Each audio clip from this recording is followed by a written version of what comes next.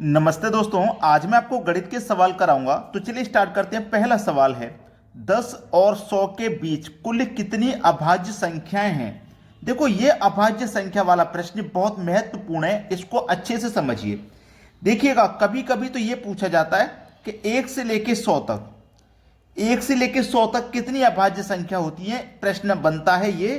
तो आपको आंसर बताना है 25 अभाज्य संख्या होती हैं 1 से लेकर अगर 100 तक पूछा जाए। यहां तो 10 के बाद में पूछा है, लेकिन समझिए, अगर 1 से लेकर 100 तक पूछा जाए तो 25 अभाज्य संख्या होती हैं। अगर 1 से लेकर 50 तक पूछा जाए, 1 से लेकर 50 तक कितनी अभाज्य संख्याएं होंगी, तो इसका आंसर होता है 15। ठीक है, 15 आंसर होता है 1 से लेकर 50 तक। अब अगर आपसे पूछा जाए कि 51 से लेकर 100 तक कितनी अभाज्य संख्या होती हैं, तो देखो 1 से लेकर 100 तक 25 होती हैं, 50 तक 15 हो गई, तो आप जानते हैं कि 10 बची। तो 51 से लेकर 100 तक 10 अभाज्य संख्याएं होती हैं, ये आपका आंसर हो गया यहाँ पे। ठीक है, अब जबकि हमें पता है कि 1 से लेकर 100 तक 25 होती हैं, लेकिन 10 और 100 के बीच में पूछा है, तो 10 से पहले जो आएंगी उनको आप हटा दोगे। तो 10 से पहले अभाज्य संख्या आती है 2, 3, 5, 7। ये 10 से पहले अब आती हैं अभाज्य संख्याएं, तो इनकी जरूरत नहीं है क्योंकि ये 10 से पहले आती हैं। हमें तो 10 के बाद में पूछा है। तो 1 से लेकर 100 तक अभाज्य संख्याएं 25 होती हैं 1 से लेकर, लेकिन ये 4 की जरूरत नहीं है, 10 से पहले आती हैं ये, तो इनको हटा दो। 4 को 25 में से 4 हट गया, तो आपको बचा 21। ये आपके सवाल का सही जवाब है 21, यानी कि बी ऑप्शन। अब देखते हैं अगला सवाल। अगला सवाल है 10 से 100 के बीच कितनी अभाज्य संख्या हैं जिनके अंकों को पलटने पर भी एक अभाज्य संख्या रहेगी। अंकों को पलट देंगे तब भी अभाज्य संख्या रहेगी। देखो, 10 और 100 के बीच में, तो 10 के बाद में जो अभाज्य संख्या आती है वो आती है 11। तो 11 को अगर पलटोगे तो 11 ही मिलेगा, तो ये हमारी अभाज्य संख्या हो गई। इसके बाद में आती है 13, 13 अभाज्य संख्या है। 13 को अगर पलटोगे तो 31 मिलेगा, ये भी अभाज्य संख्या है। इसके बाद में आती है 17, 17 को अगर पलटोगे तो ये 71 बनाएगी, जो कि हमारी एक अभाज्य संख्या है। इसके बाद में होती है 37, 37 को पलटोगे तो 73 बनेगा, ये भी अभाज्य संख्या है। ठीक है, इसके बाद में आता है 79, इसको अगर पलटोगे तो 97 भी आपका एक अभाज्य संख्या है कि नहीं। चलिए और आगे चलते हैं। अगर आप 31 को लोगे तो 31 को पलटोगे तो 13 बनेगा, ये भी अभाज्य संख्या है।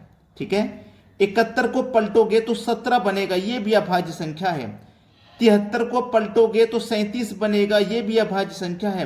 और यदि आप 97 को पलटोगे तो 79 बनेगा, ये भी अभाज्य संख्या। अगर आप कहोगे मुझसे कि सर हमने 13 को पलट लिया था, तो 31 भी तो एक अभाज्य है, इसको भी तो पलटेंगे। तो इस तरीके से 1, 2, 3, 4, 5, 6, 7, 8, 9, तो टोटल अभाज्य संख्या 9 ऐसी हैं जिनको पलटने पर आपको फिर से अभाज्य संख्या मिलेगी। सी ऑप्शन हो जाएगा सही जवाब। अब देखते हैं अगला सवाल। अगला सवाल है 15 का क्यूब प्लस 20 का क्यूब प्लस 25 का क्यूब माइनस का इतना है, बटे में ये संख्या है। देखो, ये एक फॉर्मूला होता है, ए क्यूब प्लस का बी क्यूब प्लस का सी क्यूब, माइनस का साइन है, माइनस का 3abc, बटे में देखो क्या दे रखा है, ए स्क्वायर प्लस का बी स्क्वायर प्लस का c square minus a b minus b c minus का सी ए, यही तो है। अब चलिए, ये कितने के बराबर होता है, ये जो फार्मूला है, ये कितने के बराबर होता है, ये वाला फार्मूला बराबर ए प्लस बी प्लस सी आपको करना है। ठीक है, देखोगा इस प्रश्न में क्या होगा, यहां नीचे से ये ऊपर की सभी संख्याएं कट जाती हैं, तो फिर यही बचता है a प्लस बी प्लस सी। चाहो तो आप इसको करके देख ले सकते हैं। ठीक है, तो आपके पास जो बचता है ना, वो यही बचता है।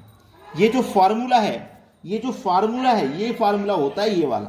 चलिए मैं इसको करके दिखा देता हूं। ठीक है, आपको आंसर करना है बस यही, लेकिन मैं आपको करके दिखाता हूं। ये जो फार्मूला है कितने के बराबर होता है, a plus b plus c, a square plus b square plus का c square minus a b minus b c minus c a. ठीक है, ये कर लिया। बटे में आ जाइए अब आप। अब बटे में आपको ये दिया गया है a square plus b square plus c square minus a b minus b c minus c a. तो देखो ये वाली वैल्यू और ये वाली वैल्यू समान है, तो इससे ये कट जाएगी, यही तो बचेगी। तो जब ये फॉर्मूला बने तो आपको a प्लस बी प्लस सी कर देना है। a का मान है 15, b का मान है 20 और c का मान है 25। 25 और 15 40, 40 में जोड़ दो 20, आंसर आ जाएगा 60 और 60 दिया गया डी ऑप्शन में। ये सवाल का सही जवाब है। समझ में आ गया। अब देखते हैं अगला प्रश्न। अगला प्रश्न है, देखो ये प्रश्न बहुत इंपॉर्टेंट है और इसको समझ लीजिएगा, क्योंकि एग्जाम में आ जाए तो हो सकता है गलती हो जाए आपसे। आपको इस पूरे प्रश्न में सबसे पहले ये नीचे वाली संख्या देखनी है, ये वाली 1 के बटे में 4 है, 1 पहले लिखो, नीचे वाली संख्या बाद में लिखो। अब देखो ये यहाँ पे जो कितनी संख्या है, 1 2 3 संख्या है ना, तो 3 संख्या के लिए 3 स्थान बना लीजिए, खाली स्थान बना लिए ना। अब इस 2 को यहाँ इसके ऊपर लिखो, इस 3 को इस संख्या के ऊपर, इस 2 को इसके ऊपर। अब 4 का गुना 2 से करो 8, 8 में जोड़ो 1 9, 9 तिया 27, 27 में 4 जोड़ो 31, 31 दूनी 62, 62 में 9 जोड़ो हो जाएगा 71। ठीक है, यहाँ तो कोई समस्या बिल्कुल भी नहीं होगी। अब देखो यहाँ पर ना कोई संख्या नहीं है। कभी कभी हो सकता है यहाँ पे 1 प्लस इस तरीके से सवाल शुरू होता, लेकिन स्टार्ट तो नहीं हुआ ना।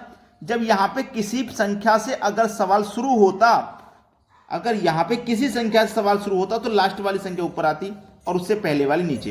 लेकिन जब किसी भी संख्या से सवाल शुरू नहीं हो रहा है, ये जगह खाली है, तो पीछे वाली संख्या ऊपर लिख देना और बाद वाली नीचे लिख देना। ये आपका आंसर हो गया 31 के बटे में 71, डी ऑप्शन। अब देखते हैं अगला सवाल। अगला सवाल है, प्रथम 5 पूर्ण संख्याओं का गुणनफल क्या है। प्रथम 5 पूर्ण, ये पूर्ण का याद रखना, ये पूर्ण का मतलब देखो, एक तो होती है प्राकृतिक, एक तो होती है प्राकृतिक संख्या जो 1 2 3 4 और ये अनंत तक चलती जाती है, और एक होती है पूर्ण संख्या। जो पूर्ण संख्या होती है वो 0 से स्टार्ट होती है, 0 1 2 3 और ये भी अनंत तक चलती जाती है। अब हमें इनका गुणनफल बताना है। अब सबसे पहले मैं 0 लिया, उसके बाद में फिर 1 लूंगा, फिर 2 लूंगा, फिर 3 लूंगा और अनंत तक लेता चला जाऊंगा। लेकिन फायदा क्या, अगर मैंने एक बार किसी भी संख्या का गुना 0 से कर दिया तो फिर कितना भी गुना होता जाए उसका आंसर लास्ट में 0 ही आएगा। ठीक है ना। अब देखो मैंने 0 से स्टार्ट किया, सबका गुणनफल बताना, तो 0 का गुना 1 से करो 0, 0 का गुना 2 से करो 0, 0 का गुना 3 से करो 0, कितनी भी संख्या से करते जाना उसका आंसर 0 ही मिलेगा। तो हमारा बी ऑप्शन बिल्कुल सही है। अब देखते हैं अगला सवाल।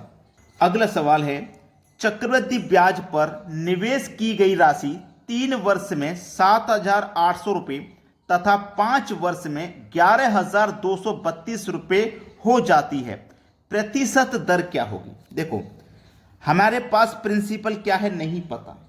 ये जो प्रिंसिपल है ना, ये 3 वर्ष में 7800 हो गया, 3 साल में हो गया 7,800, ठीक है, और फिर 5 साल में हो गया इतना। ये जो प्रिंसिपल था यही 5 साल में कितना हो गया, 11,232 हो गया था।